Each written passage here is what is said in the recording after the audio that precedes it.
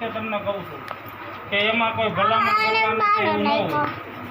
આજે આપણા ગામમાં તમે જાણો છો કે આપણા ભારત દેશ આઝાદ થયો 70 વર્ષ થયા, અત્યાર લગીનમાં કોઈ વિધાનસભાની કે તાલુકા પંચાયત કે જિલ્લા પંચાયતની અંદર ખાસ કોઈ આપણો ઉમેદવાર લડવા માટે ગયો નથી.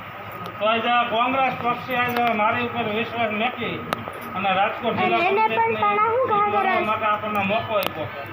એટલે શિક્ષકના એક દીકરા તરીકે મારા ઘરના છે, શિક્ષકના પુત્ર વધુ તરીકે તમારા લોકોને ફરજ આવે અને તમે સારી રીતે નિભાવો છો, ભલામણ ન કરવાની એવી રીતે ખરેખર ખૂબ સહકાર આપો છો. અને બીજા નંબર આના સાહેબ છે ને, પક્ષ તો કોઈ પણ આવે લડે છે. આપણા ભારત દેશ સ્વતંત્ર છે, આને કોઈની સામે લડવાનો અધિકાર છે. કોંગ્રેસ હોય કે આપ હોય, ભાજપ ગમે. અત્યાર લગીની આપણે મિત્રો ચૂંટણી જોઈ, આની અંદર કોંગ્રેસ પહેલાથી લડતી